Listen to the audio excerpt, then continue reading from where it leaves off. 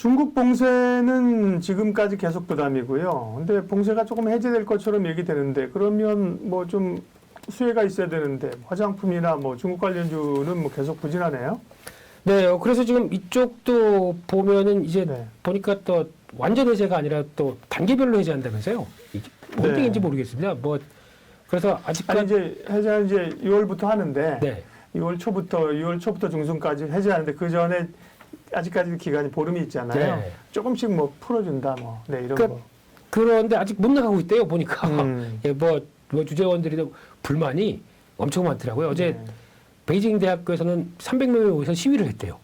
이 분위기에서 중국에서 시위를 이 과거의 천안문 사태도 생각이 나고, 네, 그게 거기가 나온 게 베이징 대학교였었죠. 거기서도 그게 그래서 이제 촉발이 돼서 이렇게 천안문 사태로 간 것 같은데, 근데 그럴 정도면은 참 중국 인민들의 불만이 많은 시점에서 어떻게 잘 다스릴 것이냐, 이게 이제 앞으로 핵심 같은데, 그렇다고 또 중국의 고민은 그거 같습니다. 지금 이렇게 물가 상승률 심한데 또 경기 부양 강하게는 못합니다. 그러면 물가를 또 더 자극시키고 환율을 위안화 약세로 더 강하게 나오게 되면 돈 다 빠져나가서 중국도 고생하겠죠. 보니까 지금 지난달 기준으로 보다 보니까 중국이 미국 국채를 다는 아니지만 상당 부분 던졌더라고요. 그러니까 물론 당연히 미국 국채가 가격이 더 폭락하다 보니까 나오는 현상인 것 같고, 거기다가 일본도 미국 국채 상당히 많이 던졌더라고요. 그러면 이런 쪽에서 자꾸 이제 던지면 이제 달러 확보하려고 하는 수요도 있고, 그만큼 위축되는 게 좀 있다란 쪽으로는 보여지는데, 이게 지금 어떻게 풀어갈지는 앞으로 중국이 해결해야 될 문제겠지만, 저희는 이제 확인해야 될 게 딱 그거만 보시면 될 것 같습니다. 위안화 환율.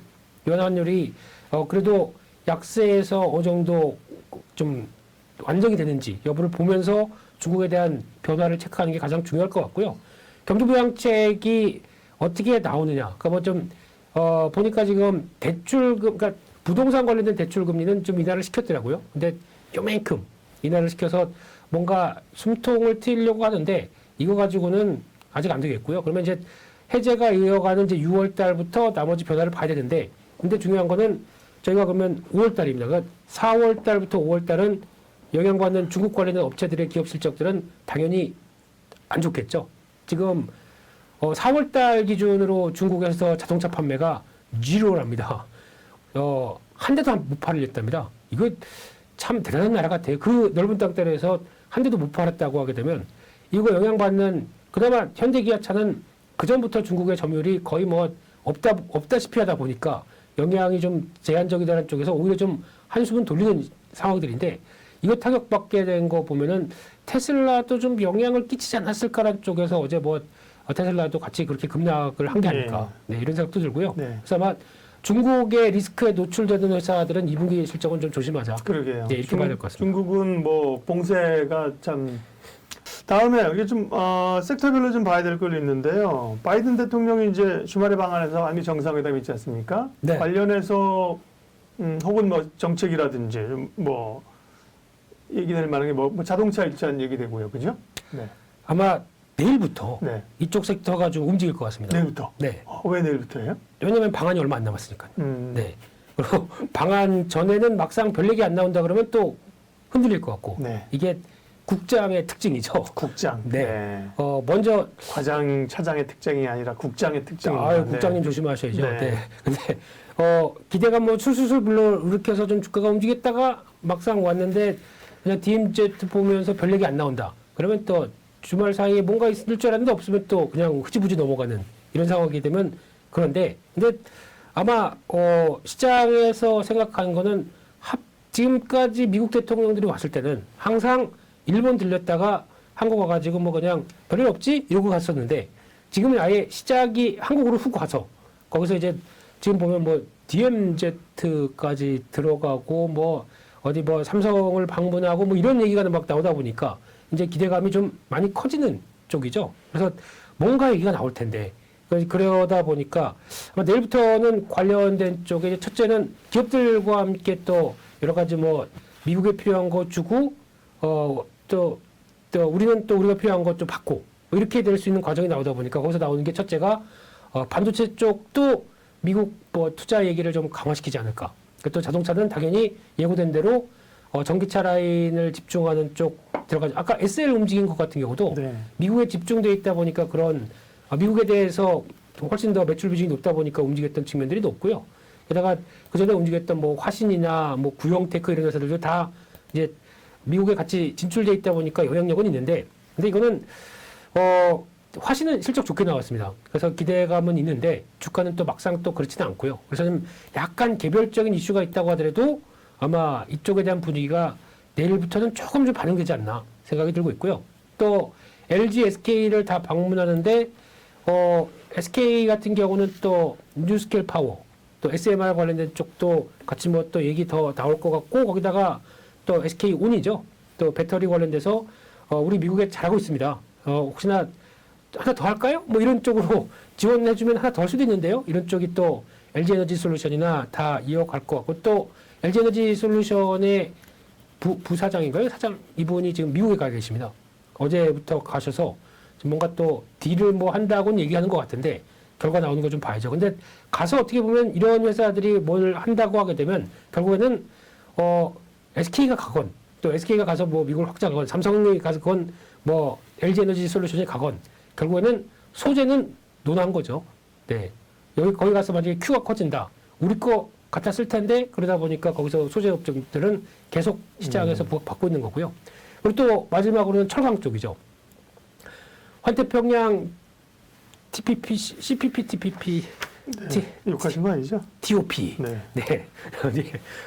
이런 쪽의 변화가 나오게 되면 오히려 또 어떤 철강 관련된 쪽에서 뭔가 좀 그동안 좀 규제에 있었던 거, 무역 확장법 282조인가요? 182조인가 거기서 나왔던 부분들 좀 약간 완화되는 쪽으로 우리가 그걸 요구할 가능성이 높거든요. 그렇게 되면은 거기서 나오는 철강 쪽의 변화가 좀 약간 나오지 않을까. 그래서 중소형 철강주 한 수목금 사이에 또 한번 움직이지 않을까라는 쪽도 한번 보시면서 혹시 투자 아이디어 한번 짜는 것도 괜찮지 않을까. 이럴 때는 먼저 들어가는 것보다 봤다가 아침에 딱 봤는데 종목들이 움직이기 시작하네. 그러면 그때 들어가서 그냥 다는 모르겠고 일단 챙길 것 살짝 챙기고 나오는 게 좋다고 봐야 될 것 같고요. 근데 뭐 제가 보통 보는 철강의 대형 쪽이나 뭐 강관 쪽은 뭐 길게 보는 건 나쁘지 않을 것 같고요. 그런 거는 약간 중소형 철강 쪽에서 먼저 움직이다 보니까 시세를 이용하는 전략적으로 보는 게 좋겠다. 이렇게 바라보고 있습니다. 네. 이번 주 일정은 별거 없다고요? 잠깐 짧게 좀 체크하죠. 네, 특별한 거 별로 없는 것 같고요. 네. 내일 같은 경우는 잠깐 체크할 게 뭐 G7 재무장관 회의가 열리는데 또 뭐 러시아 제재 관련된 얘기 뭐 인플레 논의를 하는데 이쪽 일단 지금 러시아를 배제하고 이제 또 들어가겠죠. 근데 네. 여기서 뭐 특별히 뭐 얘기 나올 게 있나 싶습니다. 예, 중요한 거는 러시아가 변해야죠. 나머지 국가들이 뭐 한다고 그래서 뭐 꿈쩍할까 뭐 이런 생각은 들고 있고요. 게다가 뭐 실적 발표하는 거 미국은 이제 또 오늘 같은 경우는 월마트, 홈데포 다 유통업체들이죠. 이쪽도 실적 잘 전가. 근데 유통업체다 보니까 그렇게 큰 뭐 마진의 훼손은 없을 텐데 물류 비용들 많이 들었겠죠. 그래서 그거에 대한 어떤 훼손들이 좀 이어지는지 봐야 될 것 같고요. 그 밖에 목요일 날이 또 ECB 통화정책회의가 있는데 이쪽은 금리 올리겠다고 유럽의 소비자 물가가 이제 10%대 들어가려고 하다 보니까 이 정도 이제 그 디플레이션 심한 나라 쪽에서 일본이나 유럽까지도 흔드는 거 보면은 참 많이 올랐구나라는 생각이 들고 있고요. 그런 쪽에서 아마 뭐 체크는 하되 그렇다고 유로화가 강세로 확 갈 리는 아직은 또 없는 것 같고요. 전쟁이 변화가 돼야 되겠죠. 그렇게 봐야 될 것 같고, 게다가 요거는 체크해야 될 것 같습니다. 목요일 날에 미국의 실적 발표는 어플라이드 머터리얼즈, 이 반도체 장비 회사인데 요즘 반도체 쪽도 장비 회사가 반도체가 모자라서 반도체 회사에 공급을 못한다. 이게 그러니까 순환이 이렇게 돌다 보니까 뭐 하나의 쇼티지가 나다 보니까 계속 여파가 나서 쇼티지가 또 심화 이렇게 되는 관점이라고 하게 되면 네. 이런 쪽의 변화도 한번 확인해야 될 것 같고요. 또 금요일 날은 조금 이슈가 좀 많은데 이날이 이제 미국의 옵션 만기일이 있다 보니까 지금까지 혹시나 좀 하락 숏 포지션 네. 좀 청산이 되는지 체크해야 될 것 같고요. 게다가 또 중국의 5월 대출유대 금리 LPR이라고 이날 발표되는데 뭐 인하한다고 하더라도 찔끔 인하할 것 같습니다. 그래서 뭐 시장에 미치는 여파는 크지 않을 수 있겠다라는 쪽도 봐야 될 것 같고요. 이날 한미 정상회담 나오면서 이제 단 주말에 또 무슨 얘기 나오나 이것도 체크해야 될 것 같고 그러다 보니까 아마 이슈는 좀 주 금요일 정도 주말 정도에 좀 집중돼 있는데 그렇다고 해서 뭐 직접적으로 국내 시장에 미칠 범위들은 아마 산업이나 섹터 쪽으로는 좀 영향이 있겠죠. 근데 그런 분위기는 아직은 뭐 그렇진 않다 이렇게 보여지고 있습니다. 네.